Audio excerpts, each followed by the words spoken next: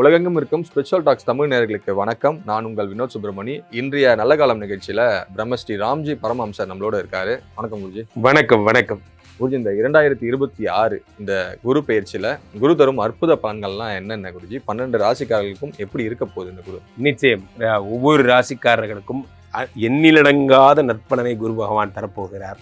காரணம், அவர் உச்சம் பெற்ற குருவாக இருக்கிறார். யார் யாரெல்லாம் வெளிநாடு போகிறீங்க, யார் யாருக்கெல்லாம் குழந்தை கிடைக்க போகுது, யார் யாருக்கெல்லாம் கல்யாணம் ஆக போகுதுங்கிறத ராசி ரீதியாக நாம் பார்த்து விடலாம்.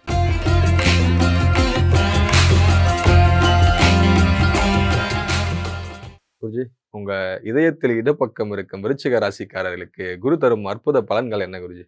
என் இதயத்தின் இடப்பக்கம் இருக்கும் விருச்சிக ராசிக்காரர்களை, இந்த உலகத்திலே விருச்சிக ராசிக்காரர்களுக்காக ஒரு ஜோதிடர் இருக்கிறார் என்றால் அது நான் மட்டும்தான். உங்களை பற்றி நான் இன்ச் பை இன்ச்சாக ரிசர்ச் பண்ணி வச்சுருக்கேன். அதனால் உலகத்தில் இருக்க எல்லா விருச்சிக ராசிக்காரர்களும் எங்கிட்ட தான் ஜாதகம் பார்க்கணும். பிறந்ததுலேருந்து என்னுடைய குடும்பம் ஃபுல்லாக விருச்சிக ராசிக்காரர்கள்.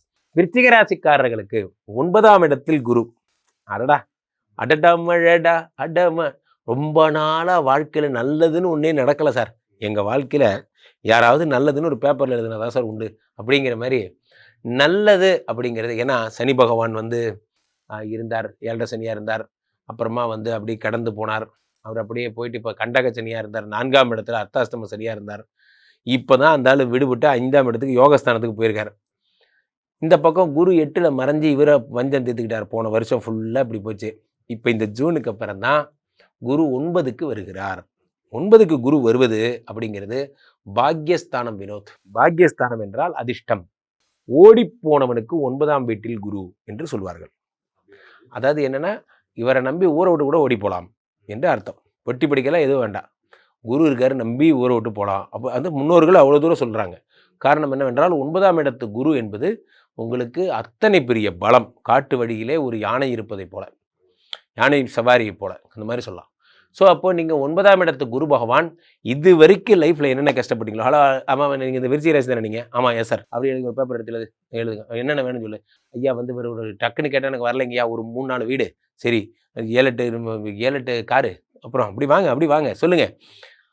உண்மையிலேயே நமக்கு உண்மையிலேயே கடவுள் ஏற்ற மாதிரி திடீர்னு என்ன வேணும்னு கேட்டானா நமக்கு என்ன வேணும்னே கேட்க தெரியாது. அதான் உண்மை. நம்மளும் குரு பகவான் வந்தவொடனே என்னென்ன வேணுமோ, குழந்தை வேணும், எதை கேட்டாலும் தருவார். இந்த வருடம் குரு பகவான் அனுகிரக மூர்த்தியாகி என்ன கேட்டாலும் தருவார். வந்த உடனே வேரிஸ் த விருச்சிக ராசி, வேரிஸ் எங்கே நான் பார்க்கணும், ஐ வாண்ட் டு சி அப்படின்ட்டு உங்களை தான் ஃபஸ்ட்டு பார்க்குறார். குரு உங்களை பார்த்ததுக்கப்புறம் தான் மகரத்தையும் மீனத்தையும் பார்க்குறார். ஃபஸ்ட்டு பிளெஸ்ஸிங் நீங்கள் தான். அவர்கிட்ட எல்லாத்தையும் வாங்கிட்டு விட்ருங்க ஐயா, முழுக்க எல்லாத்தையும் கொடுத்துருங்க ஐயா அப்படிங்கிற மாதிரி குரு பகவான் அள்ளித்தரப்போகிறார். 5ஆம் இடத்து பார்வையாக குரு பகவான் உங்களுடைய உடம்பை தான் பார்க்குறார். அப்போ புகழேணியின் உச்சத்திற்கு செல்லுகிறீர்கள். நான் சாதாரணமாக இருந்தேன், திடீர்னு மீடியா வெளிச்சம் என் மேலே பட்டுச்சு, திடீர்னு என் பெயர் உலகம் அறியப்பட்டது, அது மாதிரிலாம் சொல்லுவாங்கல்ல. திடீர்னு நான் பெரிய ஆள் ஆகிட்டேன் அப்படிங்கிற மாதிரி பிஸ்னஸ் சரசரன்னு வளர்ந்தது. நான் நல்லா சேவிங்ஸ் பண்ண ஆரம்பித்தேன். இன்றைக்கி நான் திரும்பி பார்த்தா தொட முடியாத உயரத்தில் நான் இருக்கேன் அப்படிங்கிற மாதிரிலாம் நடக்கும். ஸோ இந்த குரு பகவான் உடம்பை பார்க்கறது அத்தனை நல்ல விஷயம். இதான் நடக்க போகுது. இந்த பொருளாதாரம் சார்ந்த விஷயங்கள்லாம் நல்லா இருக்குன்னு சொல்லிட்டீங்க. இப்போ இல்லறம், திருமணம், அங்கே தான் ஒரு விஷயம் என்னென்னா, குரு பகவான் உடம்பை பார்த்தது போலவே அடுத்து 3ஐயும் 5ஐயும் பார்க்கிறார். 5ஆம் இடம் என்பது புத்திரஸ்தானம். புத்திரஸ்தானத்தை குரு பார்க்கும் பொழுது ஸ்ரீ ராமச்சந்திரமூர்த்தியை மகனாய் பிறக்கும்படி. 5ஆம் இடத்தை குரு பகவான் பார்க்கும் பொழுது குழந்தை கிடைக்க போகிறது.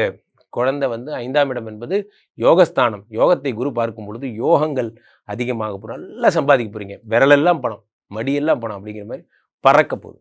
காதல் வாழ்க்கை எப்படி இருந்துச்சு? காதல் வாழ்க்கை விருச்சிக ராசிக்காரர்களுக்கு காதல் டிபார்ட்மெண்ட்டு குரு தருவதில்லை, சனி தருவது. சனி 5ல் ஏற்கனவே இருக்கார்.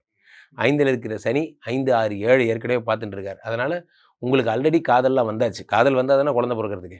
ஸோ அப்போ குரு பகவான் உங்களுக்கு 9ஆம் இடத்துலேருந்து 1.5 பார்வை. இதனால் ஒரு பெரிய விஷயம் என்னென்னா, திடீர்னு ஒரு ஸ்பார்க் தொழில் பண்ணிடுவாங்க அவங்க. என்னடா கடை தொடங்கிட்டேன்? ஆமாம் சார், எத்தனை நாள் தான் சார் இன்னொருத்தர் வேலை பார்த்துட்டே இருக்கிறது, அதான் முடிவு பண்ணேன், நானே ஒரு பிஸ்னஸ் ஆரம்பிச்சிட்டேன் போன்ற விஷயங்கள்லாம் அற்புதங்கள்லாம் நடக்கும். விருச்சிக ராசிக்காரர்கள் யாராவது ரெஸ்டாரண்ட்டு, உணவு, பேக்கரி சம்மந்தப்பட்ட தொழில் இருக்கவங்களுக்குலாம் ரொம்ப அற்புதமான ஒரு ஸ்பிரிச்சுவல் சம்மந்தப்பட்ட தொழில் ரொம்ப அருமையான ஒரு வருடமாக இருக்கும். இந்த வருடம் பாருங்கள், விருச்சிக ராசிக்காரர்கள் ஃபுட்பால் பார்த்துருக்கியா, இனிமே பார்ப்பேன் அப்படிங்கிற மாதிரி அடிச்சாட போகிறாங்க. ஓகே குருஜி, கொடி கட்டி பறக்க போகிறாங்க. எவ்வளோ மார்க் ஜி? 100க்கு 200 மார்க், பிரமாதமாக இருக்கு. குருஜி, இந்த உச்ச குரு அப்படின்னு சொல்கிறாங்க. இந்த உச்ச குரு 12 வருடத்துக்கு ஒரு முறை நடக்கிற ஒரு பெயர்ச்சின்னு சொல்கிறாங்க. இதை பற்றி சொல்லுங்க குருஜி. உண்மையிலேயே இந்த வருடம் நடக்கின்ற பயிற்சி வினோத் ரொம்ப ஒரு வரலாற்று சிறப்பு வாய்ந்த பயிற்சி. ரீசன் என்ன அப்படின்னு பார்த்தீங்கன்னா, ஃபஸ்ட்டு ரீசன் குரு பயிற்சினாலே கொண்டாட்டம் தான். அப்போது குரு பயிற்சியிலேயே குரு எங்கே வந்தால் உச்சம் நீச்சம். இப்போது ஒரு குரு வந்து மகரத்தில் நீச்சம், அதுக்கு 7ஆம் இடம், அதாவது 180 டிகிரியில் அவர் வந்து ஆட்டோமேட்டிக்காக உங்களுக்கு உச்சமடைகிறார். ஸோ அதனுடைய 7ஆம் இடம், மகரத்துலேருந்து 7ஆம் இடத்துல அவர் வந்து உச்சமடைகிறார். ஸோ இந்த கால்குலேஷனில் இந்த கடகத்துக்கு வருவது 12 வருடத்துக்கு ஒரு முறை என்று ஆகிவிட்டது. கடகத்திற்கு வந்த குரு பகவான் என்னென்ன பலன்களை தருவார்னா, உலகத்துக்கே பலன்களை அள்ளி தருவார். எப்பவுமே நல்லோர் ஒருவர் உலரையில் அவர் பொருட்டு எல்லோருக்கும் பெய்யும் மழைனா, கடகராசிக்காரர்களுக்காக உச்சம் பெற்ற குரு இந்த 11 ராசிக்கும் சேர்த்து பலன்களை அள்ளித்தரப்போகிறது. அவர் ரொம்ப ஹாப்பியாக எல்லாரையும் பிளஸ் பண்ண போகிறார். இந்த வருடமே ஒரு பிளஸ்ஸிங்ஸ்க்கான வருடம் தான். பெரிய பெரிய நிகழ்ச்சிகள், பெரிய பெரிய நிகழ்வுகள், கஷ்டமான ஒரு பெரிய பிரளயங்கள் அதெல்லாம் எதுவும் ஏற்படாது. குரு வந்து உச்சம் பெற்றிருக்கிறார். இந்த வருடத்தின் ராஜாவும் அவர் தான். பராபவ வருடத்தோட ராஜாவும் குரு தான். அவரே உச்சமும் பெற்றிருக்கிறார். அப்போ குருவுக்கு இந்த வருடம் ரொம்ப பெரிய பவர்லாம் இருக்குது.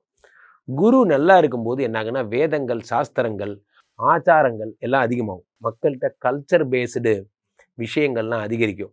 மாடர்னிசம்லேருந்து வெளியே வந்துட்டு கல்ச்சர் பேஸ்டாக ஒர்க் பண்ண ஆரம்பிப்பாங்க. அவருடைய எண்ணங்கள் எல்லாமே வேறு மாதிரி திங்க் பண்ண ஆரம்பிக்கும். மீண்டும் நம்ம உடம்பை பார்த்துக்கணும், இந்த சோஷியல் மீடியாலாம் எதுவும் வேண்டாம், தூக்கி போட்டுடலாம், மைண்ட் ரிலாக்ஸாக இருக்கலாம் போன்ற எண்ணங்கள் மக்களிடையே அதிகமாகும்.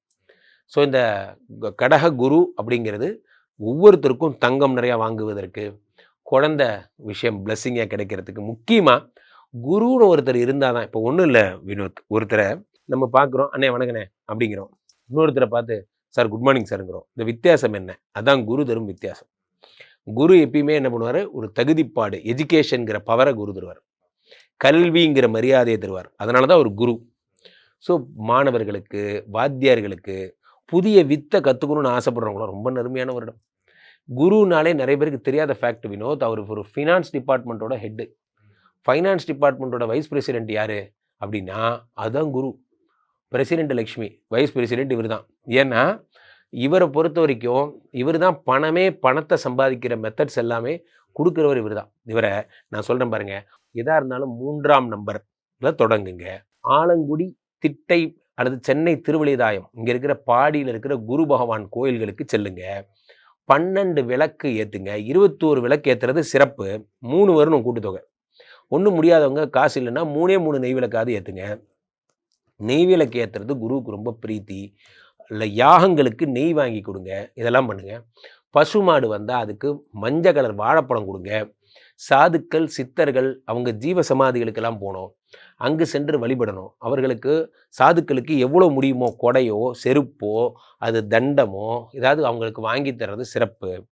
அவர்களை எவ்வளவு கூட மகிழ்விக்கிறீங்களோ அவ்வளோ கூட நீங்கள் லைஃப்பில் நல்லா இருப்பீங்க. இந்த விஷயங்கள்லாம் நீங்கள் பண்ணணும். குரு பகவான் பிளெஸ்ஸிங் வாங்குறது ரொம்ப ரொம்ப ரொம்ப ஈஸி. குரு காலில் விழுந்தால் போதும். வாத்தியார்கிட்ட நல்ல பேர் எடுக்கிறது ரொம்ப ஈஸி. வாத்தியார்கிட்ட சரண்டர் ஆயிடணும். என்னை பார்த்துக்கோங்க சார், உங்களை நம்பி வந்துட்டேன்னு சொன்னால் வாத்தியாரே எல்லாம் பார்த்துப்பார். ஸோ அதனால் இந்த வருடம் குருவினுடைய முழு ஆட்சி பெற்ற வருடம். உங்களை தொடர்பு கொள்ளணும், ஸ்ரீமடத்துக்கு வரணும் அப்படின்னா எப்படி தொடர்பு கொள்ளலாம்? என்னை தொடர்பு கொள்ள விரும்புபவர்கள் கீழே போயிட்டு இருக்கேன், இந்த 2 நம்பரை கூப்பிடுங்க. உங்களுடைய சொந்த ஜாதகத்தை பார்த்து கொள்ளுங்கள். உலக புகழ் வாய்ந்த நமது விஸ்வரூப விஷ்ணு மாயா எழுந்தருளி இருக்கக்கூடிய புனிதமான இந்த ஸ்ரீமடத்திலே தினசரி நடக்கின்ற விஷ்ணு மாயா ஹோமங்களில் கலந்து கொள்ளுங்கள். இங்கே வந்து என்னை பார்த்துட்டு இந்த விஷ்ணு மாயா பார்த்துட்டு போகிறவங்க நிறைந்த பிளெஸ்ஸிங்ஸோடு செல்கிறார்கள். நன்றி.